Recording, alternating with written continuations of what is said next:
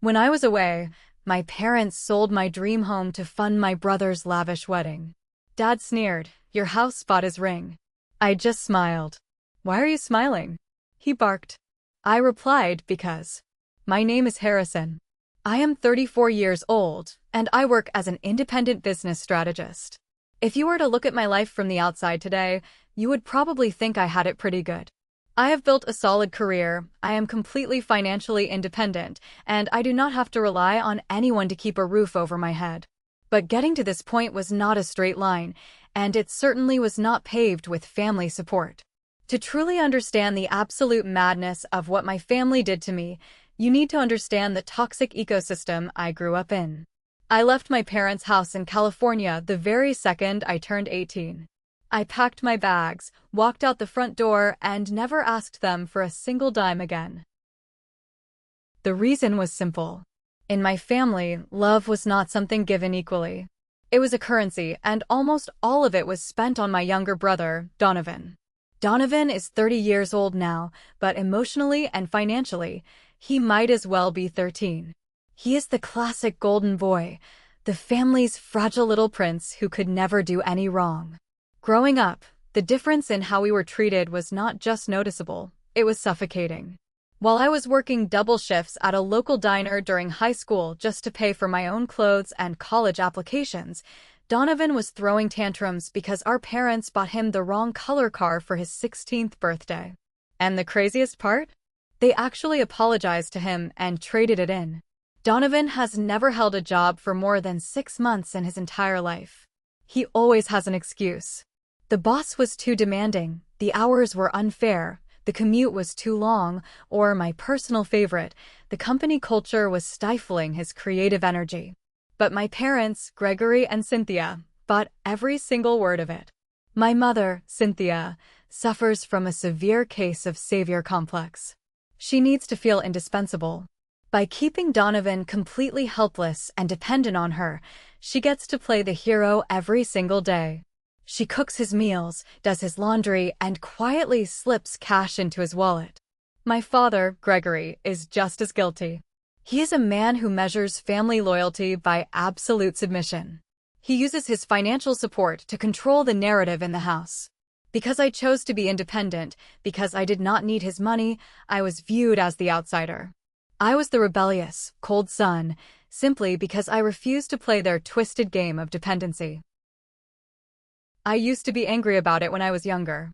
I used to wonder why I was the one eating cold leftovers while my mother cooked a fresh steak for Donovan.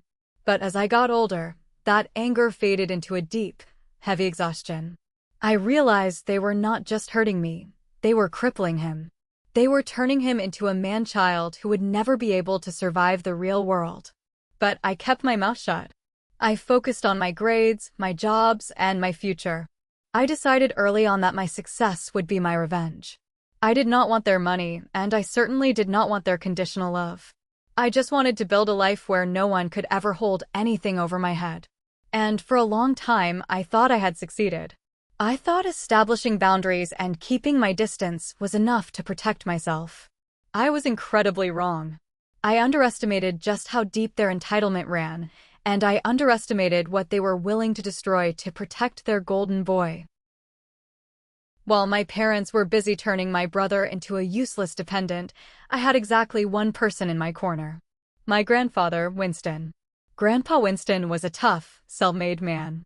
He had massive, calloused hands from decades of working as a master carpenter and a contractor. He smelled like sawdust, old coffee, and hard work. He was the only person in the family who saw right through my parents' garbage. He used to sit on his back porch, watching Donovan throw a fit over some toy, and he would just shake his head and look at me. "Harrison," he would say in his deep, gravelly voice, "a man who never has to fight for anything will never know how to keep it." Grandpa Winston passed away when I was in my early 20s.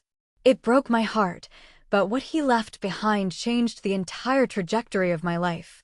You see, Winston was quietly wealthy.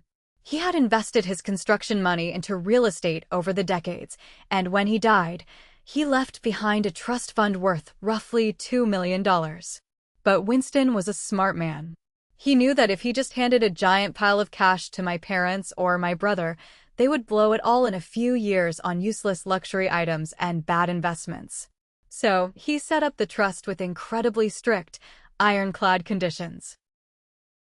The trust was structured brilliantly. Because I was the only one who had proven I could work hard and stand on my own 2 feet, Grandpa Winston made me the primary beneficiary and the key to the entire fund.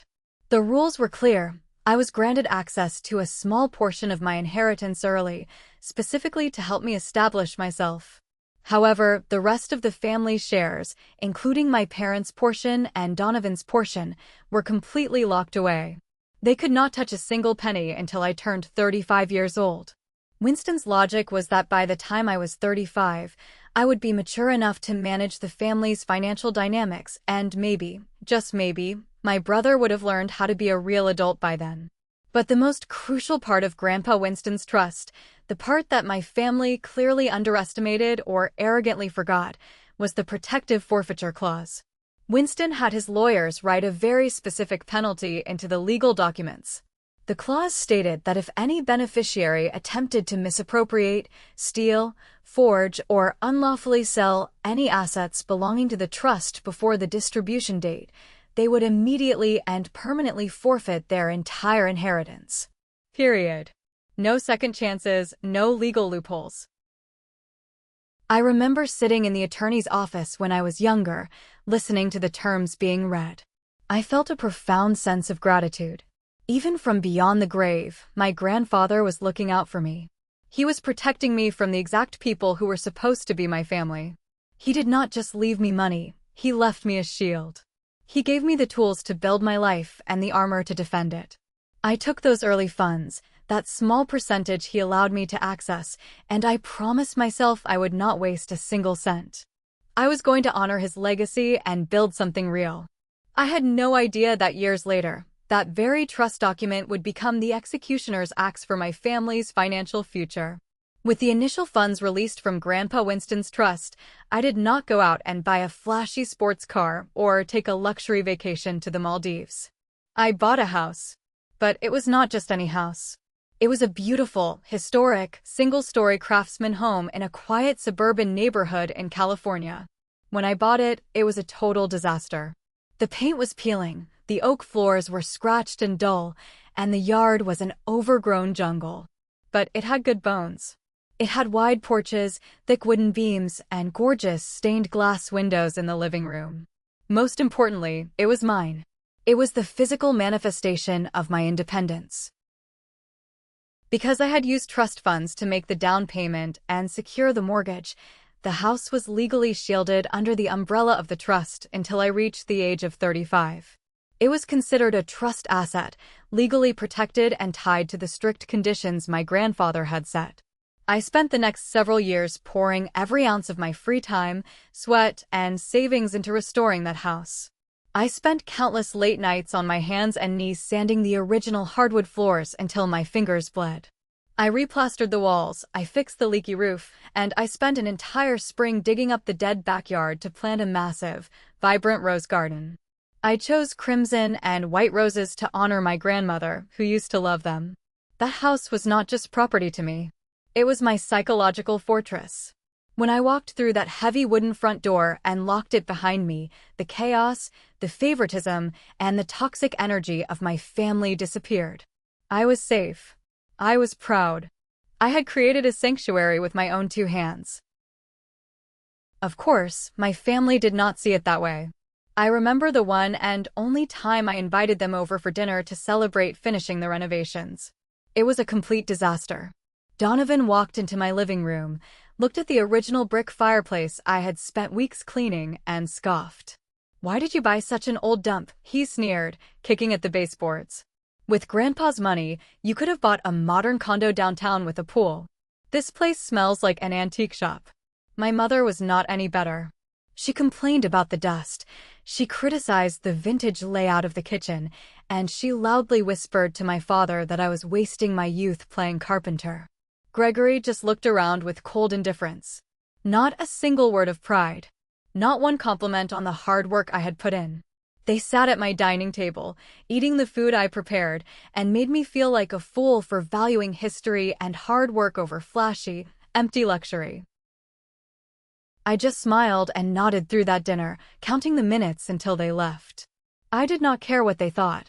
They did not understand the value of the house because they did not understand the value of earning something.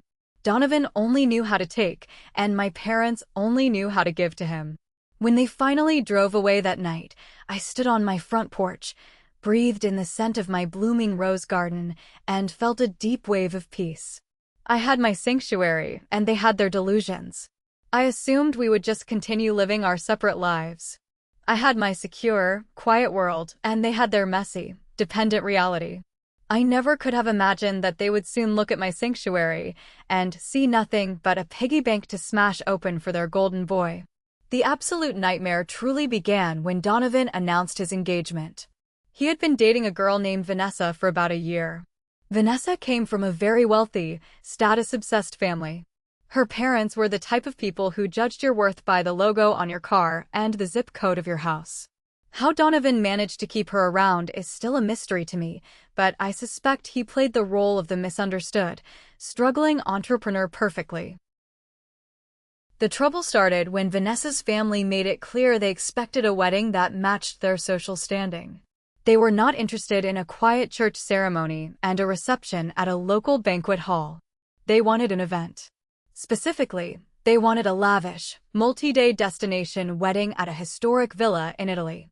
The projected cost was easily climbing into the hundreds of thousands of dollars. Vanessa's parents agreed to pay for half, but they expected my parents to cover the other half, plus the rehearsal dinner, the floral arrangements, and Donovan's ridiculously expensive custom tailoring. I was invited to a family dinner shortly after the engagement was announced. The tension in my parents' house was thick enough to cut with a knife. Gregory and Cynthia were sitting at the dining table, looking exhausted and terrified. Donovan, of course, was lounging on the sofa, scrolling through his phone, completely oblivious to the financial panic radiating from his parents. The Italian villa requires a $50,000 non-refundable deposit by next month, Donovan announced casually, not even looking up from his screen. Vanessa's mom says we need to secure it before someone else books the weekend. My mother swallowed hard, her hands trembling as she wiped the counter. We will figure it out, sweetie, she forced a smile. Your wedding is going to be perfect. I sat there, quietly sipping my water, doing the mental math. I knew for a fact that my parents were broke. Gregory was close to retirement, and they had already taken out a secondary mortgage on their own house just to pay off Donovan's previous credit card debts from his failed startup ideas. The banks had completely cut them off. They had no savings, no liquid assets, and absolutely no business promising to fund an Italian luxury wedding. You guys cannot afford this, I said flatly. I am not one to sugarcoat things. You are already drowning in debt.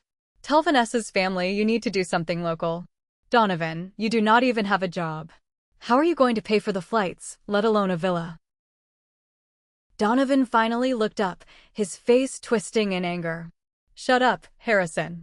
Not everyone wants to live in a dusty old wooden shack like you. This is my one special day. Mom and Dad said they have it covered, so mind your own business. My father slammed his hand on the table, glaring at me. Your brother is right. We are a family. We support each other. I am not going to let Vanessa's parents think we are a bunch of broke failures. I will handle the money. You just worry about yourself, Harrison. I looked at the three of them, a circle of absolute delusion. My father's pride was blinding him, my mother's need to please Donovan was pushing them to bankruptcy, and Donovan was just a parasite feeding off their insecurities. I shook my head, finished my drink, and left. I figured they would eventually hit a brick wall when the bank formally rejected another loan, and reality would force them to cancel the Italy plans. I severely underestimated the depths of my father's desperation and his complete lack of morality when it came to saving his own ego. About a week after that disastrous dinner, my career took a massive leap forward. My consulting firm landed a huge international contract, and I was selected to lead the strategic overhaul for a major corporate client based in London. It was an incredible opportunity, a clear path to a senior partnership, but it required me to be on the ground in Europe for 6 entire weeks. The schedule was going to be brutal: 14-hour workdays, endless meetings, and constant travel between London and Frankfurt. I was thrilled about the promotion, but I was nervous about leaving my craftsman house empty for a month and a half. I had put so much of my soul into that place. The rose garden, in particular, needed consistent care, especially under the hot California sun. I considered hiring a professional house sitter, but my father, Gregory, actually called me and offered to help. At the time, I thought it was a rare olive branch. I thought maybe he was trying to mend our relationship before my long trip. The night before my flight, I drove over to their house to drop off the spare key. Looking back now, the warning signs were flashing bright red, but I was too focused on packing and my upcoming presentations to see them. When I walked into their living room, the atmosphere was incredibly strange. It was too quiet. Donovan was nowhere to be seen, which was unusual for a Tuesday evening. My mother, Cynthia, was nervously wiping down the kitchen counters, refusing to make eye contact with me. "Here is the spare key," I said, placing it on the coffee table. "You do not need to do much, Dad. Just swing by twice a week, make sure the front and back doors are locked, and turn on the sprinklers for the rose garden for about 20 minutes. The mail is already forwarded to my temporary London address." Gregory picked up the key slowly. He did not look at me either. He stared at the small piece of metal in his hand for a long moment before slipping it into his pocket. "Got it," he muttered, his voice unusually gruff. "Do not worry about the house, Harrison. We will take care of everything. Just focus on your job." Cynthia suddenly chimed in, her voice pitched a little too high. "Yes, honey, you just focus on Europe. It must be so busy over there. With the 8-hour time difference, I imagine you will barely have time to call us, right? You will probably be totally unreachable during the day." I frowned slightly. "I will be busy, but I will have my phone, Mom. You can always leave a message." Right, she stammered, wringing her hands in a dish towel. "We just do not want to bother you. Have a safe flight." I left their house feeling a cold not forming in my stomach. Something was off. Gregory was too calm, and Cynthia was practically pushing me out the door while confirming how hard it would be to contact me. As I drove back to my house to finish packing, my intuition screamed at me that I was making a mistake. I almost turned around and took the key back.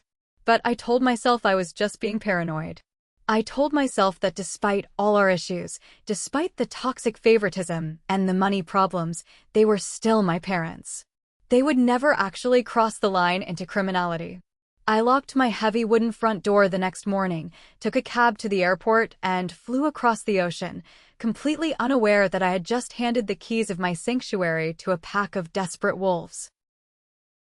London was a whirlwind of grey rain, strong coffee, and relentless corporate warfare. For the first 2 weeks, I barely had time to sleep, let alone worry about what was happening back in California.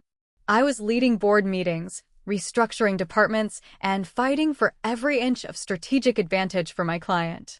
The sheer volume of work acted as a great distraction, but as the 3rd week approached, the cracks back home started to show. It started with Donovan's social media. One night, sitting in my hotel room overlooking the Thames, I opened Instagram to unwind. The first thing that popped up on my feed was a photo of Donovan in a high-end boutique in Beverly Hills. He was trying on a custom-tailored Italian tuxedo. The caption read, "Only the best for the big day. Thanks to my amazing parents for making the dream happen." The geotag showed a store where a basic jacket cost more than my first car. I swiped to the next picture.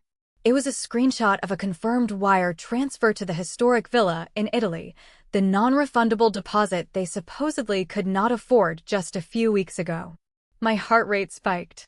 Where in the world did they get that kind of money? I knew for an absolute fact the banks had blacklisted them. Gregory's credit was garbage and Cynthia had no income. I immediately dialed my father's number. It was early morning in California, a time he usually sat on the porch reading the news. It rang 4 times and went straight to voicemail. I called my mother. Same result. I sent a text message, saw Donovan's posts. "Where did you guys get the money for the Italy deposit?" I waited 3 hours. No reply. The anxiety started gnawing at my insides. Over the next few days, the pattern continued. My calls were consistently ignored or sent to voicemail. When I finally managed to get Cynthia on the phone late one Friday night, her voice was clipped, nervous, and breathless. "Hi, Harrison. Sorry, we are just so busy with wedding planning," she practically yelled into the receiver. "Mom, where did the money come from?" I demanded, skipping the small talk. "Did Dad take out a loan from a loan shark? Are you guys in trouble?" No. Heavens no, she let out a forced, high-pitched laugh that made my blood run cold. "Your father he made a really smart investment a while ago, and it finally paid off. A friend helped him out. Everything is fine, sweetie. How is London? An investment?" "Dad has not made a smart investment in his entire life," I pushed back. "Is my house okay? Have you guys been checking on it?" There was a noticeable pause on the line. Just 2 seconds of dead silence, but it felt like an eternity. "The house is fine, Harrison. Stop worrying so much. We have to go, we are meeting the florist. Love you, bye." She hung up before I could say another word. I sat on the edge of my hotel bed, gripping my phone so hard my knuckles turned white. A smart investment? A friend helped him out? It made absolutely no sense. But the 8-hour time difference and the crushing weight of my work responsibilities kept me trapped. I could not just abandon a multi-million-dollar corporate contract to fly back to California based on a bad gut feeling. I had to finish the job. For the remaining 3 weeks, I lived in a state of low-grade panic. I watched Donovan post photos of first-class plane tickets, expensive champagne tastings, and diamond jewelry. Every single post felt like a physical blow. The math did not add up. The silence from my parents was deafening. By the time my project concluded and I boarded the flight back to Los Angeles, I was not excited to go home. I was a coiled spring, ready to snap. I knew something was deeply, fundamentally wrong. I just had no idea that the reality waiting for me was infinitely worse than my darkest suspicions. If you're enjoying the story so far, please take a second to hit that like button and subscribe to the channel. Also, leave a comment down below telling me which city you're watching from. Every single comment helps the video reach more people who love crazy family drama just like this. Thank you so much for your support. Now, let's get back to the story. The flight back to Los Angeles felt like it lasted a century. I could not sleep, I could not watch the in-flight movies, and I could not eat. My mind was racing through 100 different disastrous scenarios, but none of them prepared me for the actual truth. When the plane finally landed, I grabbed my luggage, bypassed the long taxi lines by ordering a premium ride service, and told the driver to take me straight to my craftsman house in the suburbs. I did not want to go to my parents' house first. I just wanted to stand on my porch, look at my rose garden, and convince myself that I was just being paranoid. As the car turned onto my familiar, quiet, tree-lined street, I leaned forward, my heart hammering against my ribs. But as my house came into view, the breath was completely knocked out of my lungs. My rose garden, the beautiful crimson and white roses I had spent an entire spring cultivating in honor of my grandmother, was gone. Completely wiped out. In its place was a sterile, lifeless bed of gray gravel and a few cheap, low-maintenance desert succulents. My stomach plummeted. I frantically scanned the rest of the property. The heavy, dark green velvet curtains I had custom-ordered for the stained glass windows were gone, replaced by thin, cheap white blinds. There was a weird, unfamiliar brass wind chime hanging from the porch roof. "Stop the car," I choked out to the driver. "Stop right here." I threw a $100 bill at the center console, grabbed my suitcase from the trunk, and stood on the sidewalk, paralyzed. My mind simply refused to process what my eyes were seeing. This could not be happening. Maybe my dad hired a terrible landscaping company by accident? Maybe it was a prank? Then, the heavy oak front door opened. An older man, maybe in his late 60s, stepped out onto the porch holding a coffee mug. He was wearing plaid pajamas and slippers. A moment later, an older woman joined him, pointing at the new gravel bed and smiling. They looked entirely comfortable, entirely at home. I dropped my suitcase handle. It hit the concrete with a loud clack. The sound made the older couple look up. They saw me standing on the sidewalk, pale and sweating. The woman offered a polite, friendly wave. "Good morning," she called out cheerfully. "Can we help you with something? Are you looking for an address?" I forced my legs to move, walking up the driveway like a zombie. My voice did not even sound like my own when I spoke. What are you doing in this house?" The older man frowned, his friendly demeanor shifting to mild confusion. "We live here, son. Who are you?" "I am Harrison," I said, my voice shaking uncontrollably. "This is my house. I own this house." The woman's eyes widened, and she exchanged a very worried glance with her husband. "Harrison? Oh dear. You are Gregory's boy, right? The one who works in Europe." "I was in London for 6 weeks," I said, my chest tightening so hard I could barely breathe. "What are you talking about?" The man stepped forward, his expression turning grave and sympathetic. "Son, I am Simon, and this is my wife, Valerie. We bought this house a month ago. We closed the deal quickly in cash. Your parents, Gregory and Cynthia, handled the sale. They told us you had accepted a permanent position in Europe and needed to liquidate your assets immediately to buy a flat in London." The world spun. The sky, the street, the sterile gravel, everything tilted. I felt a physical wave of nausea wash over me. "Bought it?" I whispered. "You bought my house?" Valerie nodded, looking genuinely distressed. "Your brother, Donovan, was the one who brought us the paperwork. They had the deed of transfer, your signature, and the notary seal all cleared. We wired the money to the escrow account, and they handed over the keys. We had no idea you did not know." A ringing sound started in my ears, drowning out the ambient noise of the suburban street. My parents. My own flesh and blood. They did not just neglect my house. They did not just borrow money. They completely fabricated a massive lie, forged my signature, utilized my lazy parasite of a brother as their errand boy, and sold the sanctuary I built with my bare hands to strangers. They sold my home to pay for an Italian villa and a custom tuxedo for their golden child. I did not scream. I did not cry.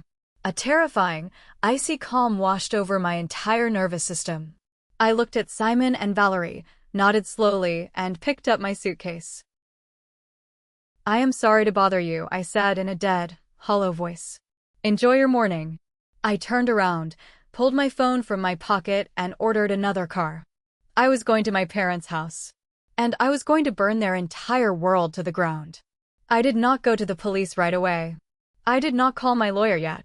I just sat in the back of the premium ride service car, watching the familiar streets of my hometown blur past the window, feeling a bizarre, detached sensation taking over my body.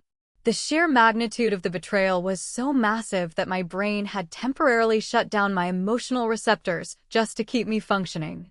When the car pulled up to my parents' house, the first thing I noticed was a brand new, silver luxury sedan parked perfectly in the driveway. The dealer plates were still on it. The sunlight bounced off its pristine hood, blinding me for a second. My father's old, beat-up truck was nowhere to be seen. I paid the driver, stepped out, and walked up to the front door. I did not knock. I still had my original key to their house. I pushed the door open and stepped into the living room. The house smelled different. It did not smell like my mother's cheap vanilla candles anymore. It smelled like expensive espresso and brand new leather furniture. They had completely refurnished the living room. Cynthia was sitting on a plush new sofa, flipping through a glossy bridal magazine. Gregory was sitting in a matching recliner, watching a massive, brand new flat-screen television. They both froze the second they saw me standing in the hallway, my suitcase still in my hand. For a long moment, the only sound in the room was the low hum of the television. Cynthia's face drained of all color. The magazine slipped from her hands and hit the floor with a soft thud. "Harrison," my father said. He did not sound surprised. He did not sound guilty. He sounded annoyed, like I had interrupted a perfectly good afternoon. "You are back early. I thought your contract in London was for another week." "I took an early flight," I said. My voice was dangerously quiet. It did not echo in the room. It just cut straight through the air. I stopped by my house on the way here. The Craftsman house. The one with the rose garden. Except, there is no rose garden anymore. And there are two strangers named Simon and Valerie living inside it. Cynthia immediately burst into theatrical tears, burying her face in her hands. Oh, Harrison, please try to understand. We had no other choice. We were backed into a corner. A corner? I asked, taking a slow step forward. You sold my home. You forged my signature and sold my property behind my back. Gregory stood up, puffing out his chest, trying to establish dominance in a situation where he had already lost every shred of moral authority. He crossed his arms and looked down his nose at me.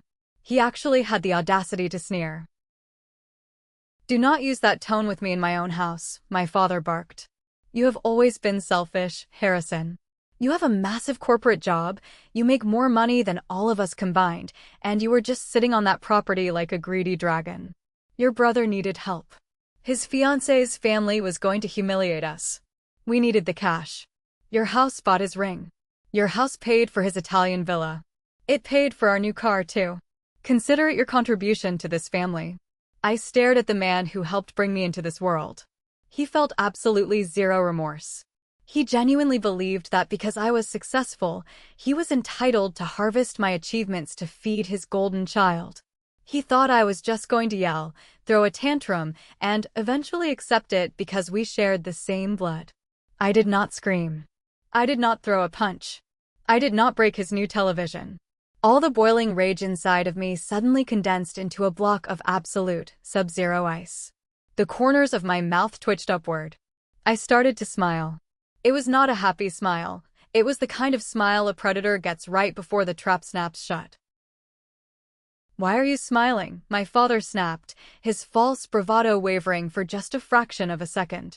What is so funny to you? I looked him dead in the eyes, my smile widening into something cold and terrifying. I replied, because you just made the biggest mistake of your entire miserable life.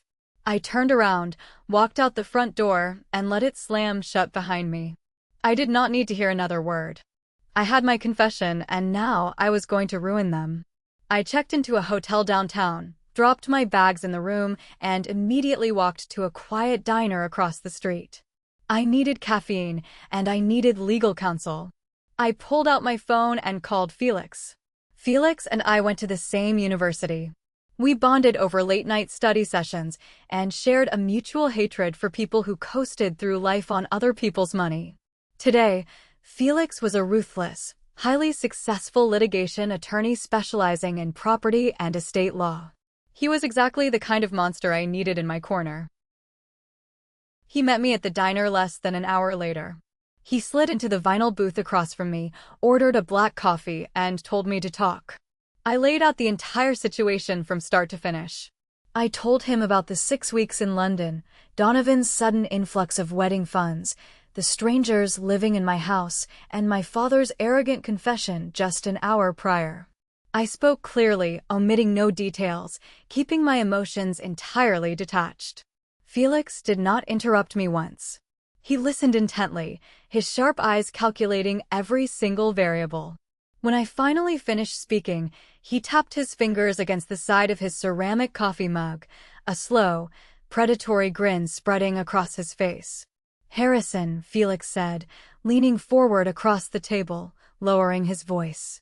They are absolute idiots. They let their desperation and their entitlement completely blind them to the legal reality of what they just did. I know they forged my signature on the deed, I replied, taking a sip of my own coffee. But how did they get around the background checks? How did they close a real estate deal in less than 6 weeks without raising massive red flags with a bank? Because they did not use a bank, Felix explained smoothly. You said the new buyers, Simon and Valerie, paid in cash. An all-cash offer bypasses the mortgage underwriting process. It bypasses the agonizing months of bank appraisals and loan approvals. If the buyers have liquid cash, the deal can close in a matter of days. All your parents needed was a forged signature on the transfer deed and a corrupt notary public to stamp it and make it look legitimate to the county clerk. I nodded slowly, putting the pieces together. My dad has a lot of shady friends from his old days at the local country club. Finding a notary willing to look the other way for a few $1,000s would not be hard for him. Exactly, Felix said, his eyes gleaming with professional excitement. But here is the beautiful part, Harrison. The part they completely forgot about in their rush to fund Donovan's Italian fantasy. That Craftsman house was not just in your name. It was purchased using funds from Winston's trust, and the deed is heavily tied to the trust's umbrella until your 35th birthday. The realization hit me like a bolt of lightning. I had been so blinded by the personal betrayal that I had forgotten the overarching legal structure of my own property.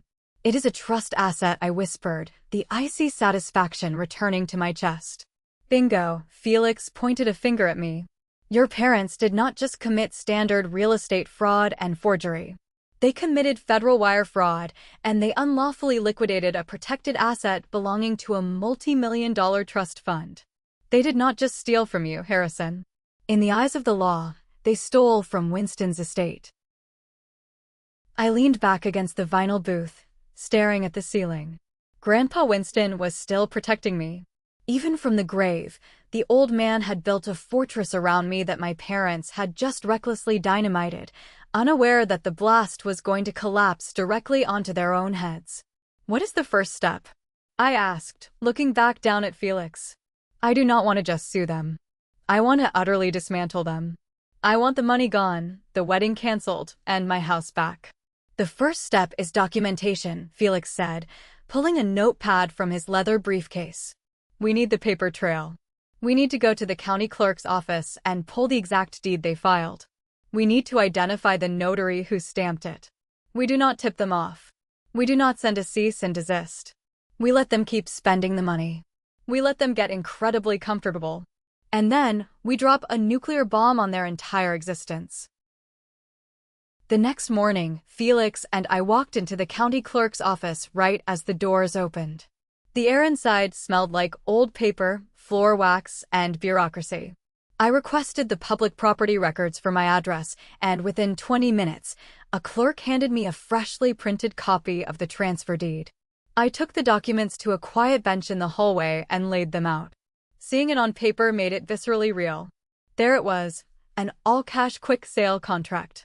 The purchase price was listed at roughly 20% below market value, a classic desperate move to guarantee a lightning-fast closing. And there, at the bottom of the final page, was my signature. Or rather, a pathetic, shaky attempt at my signature. Whoever signed it, probably Cynthia, given the swooping loops of the letters, had clearly tried to trace it from an old document. It was a terrible forgery.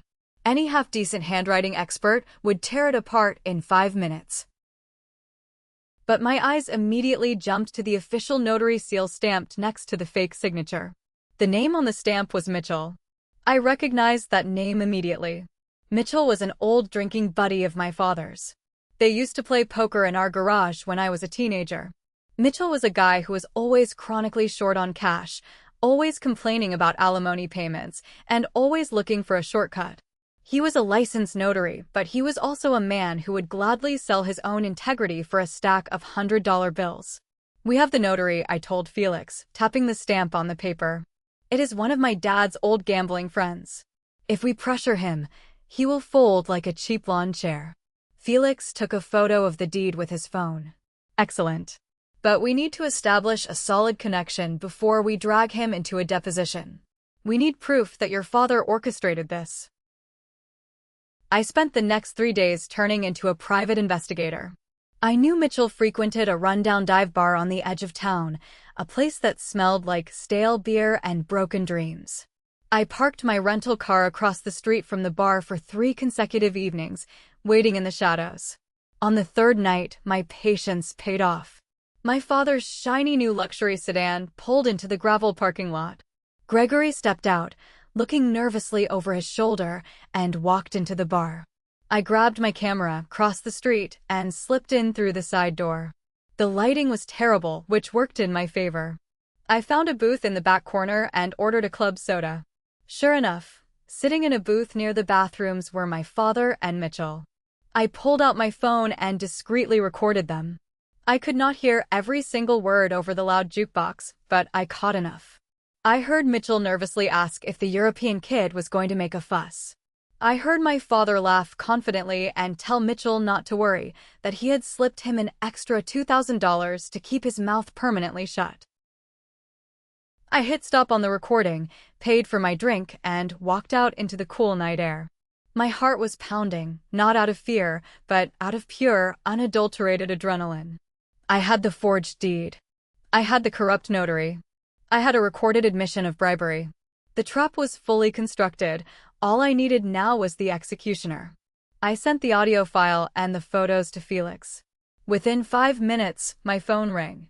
"I got it all," Felix said, his voice buzzing with professional triumph. "This is a slam dunk, Harrison. It is not even going to be a fight, it is going to be a slaughter.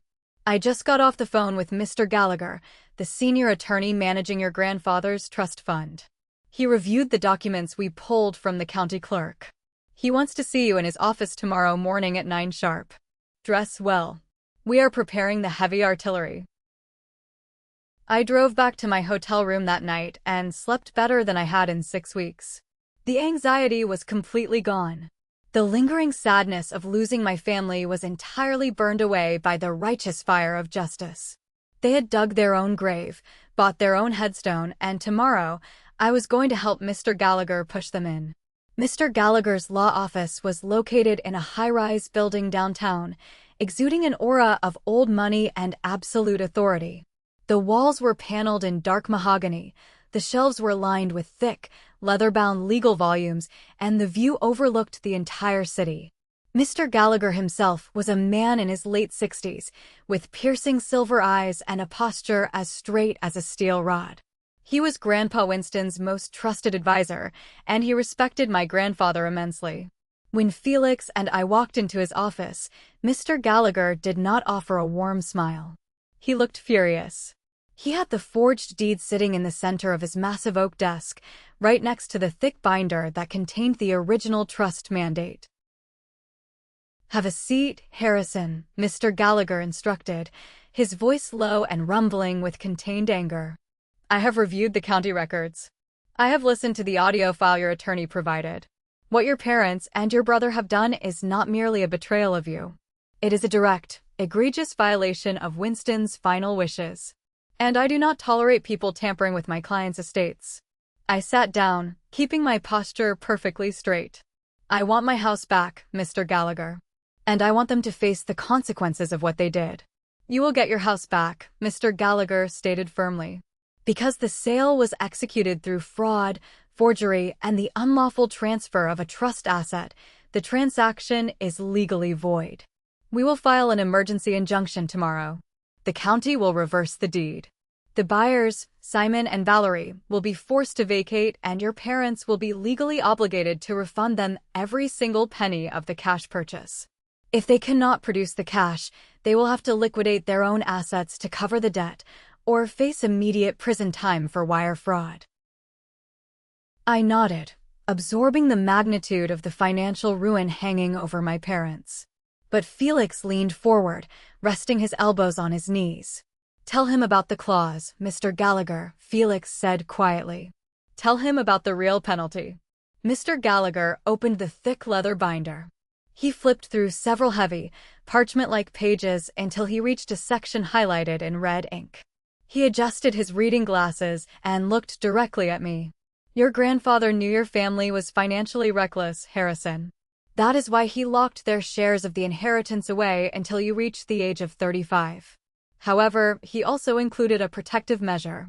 Section 4, Paragraph B, the forfeiture clause." Mr. Gallagher cleared his throat and began to read the legal text aloud. "Should any beneficiary of this trust attempt to misappropriate, forge, steal, or unlawfully liquidate any asset protected under this estate prior to the date of legal distribution, said beneficiary shall immediately, unconditionally, and permanently forfeit their entire allocated share of the inheritance." The words hung in the quiet air of the office. "What does that mean in exact numbers?" I asked, though I already knew the answer. I just wanted to hear it spoken into existence. It means, Mr. Gallagher closed the binder with a heavy thud, that by forging your signature to steal the house, your father has forfeited his share. Your mother, as a complicit participant, has forfeited her share. And your brother, Donovan, who physically facilitated the fraudulent paperwork with the buyers, has forfeited his share. Each of their shares was valued at roughly $500,000, Felix added, looking at me with a grim smile. Combined, they just incinerated $1.5 million of their own future wealth, all to steal a house to pay for an Italian wedding. I let out a slow, deep breath. The poetic justice of it was almost too perfect to believe. They had sacrificed their ultimate financial salvation for a momentary ego trip. I am drawing up the formal forfeiture notices today, Mr. Gallagher said, folding his hands on the desk. I can have them served by a court officer directly to their residence. No, I said, a sudden idea forming in my mind. Do not mail them. Do not send a court officer. I want to deliver the news myself. Donovan's wedding is supposed to be the event of the decade, right? My parents love putting on a show for Vanessa's wealthy family. Let's give them an audience. Mr. Gallagher looked at me, a glimmer of respect flashing in his silver eyes. What do you have in mind, Harrison? I am going to host a family dinner, I said, standing up from the leather chair. And I would like both of you to attend as my legal counsel. I spent the next 2 days organizing the most elaborate trap of my life. I called a high-end, incredibly expensive French restaurant in the city center and reserved their private dining room. It was a beautiful space, with crystal chandeliers, heavy velvet curtains, and a long mahogany table that could easily seat 20 people. Then I started making the phone calls. I called my mother first. I played the role of the exhausted, defeated son perfectly. I told her that I had spent the last few days doing a lot of soul-searching in my hotel room. I told her that while I was still angry about the house, I realized that family was the most important thing in the world. I said I wanted to bury the hatchet, make peace, and formally contribute my blessing to Donovan's upcoming wedding. Cynthia bought it immediately. Her relief was palpable through the phone. She cried fake tears, praised my maturity, and promised they would all be there. Next, I called Aunt Beatrice. She was my mother's older sister, but unlike Cynthia, Beatrice was a no-nonsense woman with a strong moral compass. She had always treated me with respect. I asked her to attend, telling her it was a very important family announcement. Finally, I made sure Donovan's fiancée, Vanessa, and her incredibly snobby parents were invited. I told Donovan it was a dinner to honor the joining of our two families. Given that the restaurant was highly exclusive, Vanessa's family eagerly accepted the invitation, eager to show off their status. On the evening of the dinner, I arrived early with Felix and Mr. Gallagher. We sat at the far end of the long mahogany table, our briefcases tucked neatly out of sight. Soon, the guests began to arrive. Aunt Beatrice came in first, giving me a warm hug but eyeing the two men in suits sitting next to me with visible curiosity. Then, the main event walked through the double doors. Donovan strutted into the private room wearing his new custom Italian tuxedo jacket, acting like he owned the entire restaurant. Vanessa was clinging to his arm, dripping in diamonds, followed closely by her parents, who looked around the room with approving, arrogant nods. Finally, Gregory and Cynthia walked in. My father was wearing a smug, victorious grin. He looked at me, gave a patronizing little nod, and pulled out a chair for my mother. In his mind, he had completely broken me.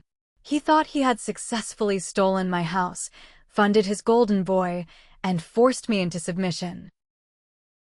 Waiters in crisp white shirts poured expensive champagne into crystal flutes. The atmosphere was loud, cheerful, and nauseatingly fake. Donovan raised his glass within the first 10 minutes, clinking a silver spoon against it to demand everyone's attention. I just want to say a few words, Donovan announced, flashing his bright, rehearsed smile at Vanessa's family. This has been an amazing month. Securing the Italian villa for our wedding was a dream come true. And I want to publicly thank my big brother, Harrison, for hosting this dinner. I know we had a little misunderstanding about some real estate recently, but Harrison finally realized that supporting my special day is what true family does. Right, bro? He winked at me. He actually winked at me. Vanessa's father chuckled, raising his glass. To family. And to knowing your place in it. Cynthia beamed with pride, her eyes shining as she looked at her youngest son. Gregory leaned back in his chair, swirling his champagne, looking at me like I was a defeated dog that had finally learned to roll over. The sheer arrogance radiating from their side of the table was suffocating. They felt absolutely invincible. They thought the money was theirs, the future was secure, and their actions had zero consequences. I sat quietly at the head of the table, letting the applause fade out. I did not touch my champagne. I looked at Felix, who gave me a microscopic nod. I looked at Mr. Gallagher, who slowly unclasped his leather briefcase. The trap was set. The audience was seated. It was time to pull the lever. I stood up slowly, picking up my water glass. The room quieted down, all eyes turning to me, expecting a heartfelt apology and a toast to the happy couple. Donovan is right, I began, my voice echoing clearly off the dining room walls. We did have a little misunderstanding about some real estate. So tonight, I brought a few friends along to help clear the air. The room fell into an awkward silence. Vanessa's parents exchanged a confused glance. Gregory's smug smile faltered slightly as he finally took a good look at the two men sitting beside me. I reached down, picked up a thick manila folder, and tossed it right into the center of the table. It landed with a heavy smack, right next to the floral centerpiece.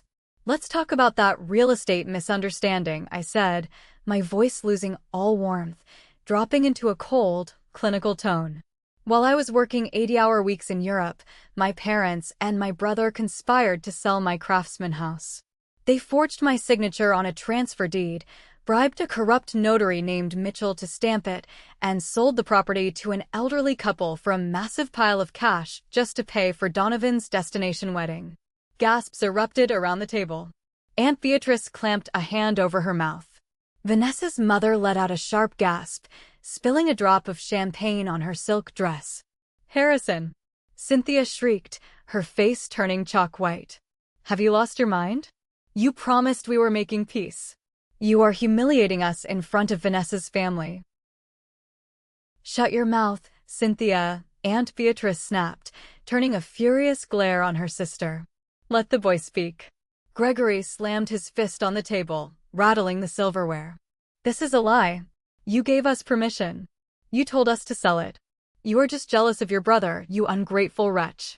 I did not give you permission to commit federal wire fraud, Dad, I replied smoothly. I gestured to the two men next to me. Everyone, I would like to introduce Felix, my litigation attorney, and Mr. Gallagher, the senior executor of Grandpa Winston's estate. Hearing Mr. Gallagher's title was like watching a bullet hit my father's chest. All the color drained from Gregory's face.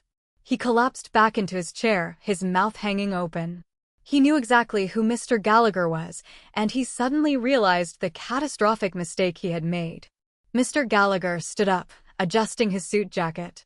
He looked at my parents with a gaze so filled with disgust it could have frozen water. Gregory and Cynthia, Mr. Gallagher's deep voice boomed through the private room. The house you fraudulently liquidated was a protected asset under the Winston Trust. As of this morning, an emergency injunction has been filed. The sale is legally voided. The buyers are being removed, and you are legally mandated to refund the entire cash purchase immediately. If the funds have already been spent on wedding deposits, you will be forced to liquidate your personal home to cover the debt. Furthermore, criminal charges for forgery and fraud are being forwarded to the district attorney. Donovan jumped out of his chair, panic completely distorting his face. Wait. You cannot do that. The Italian villa is non-refundable. If we have to give the house money back, the wedding is ruined. I have nothing.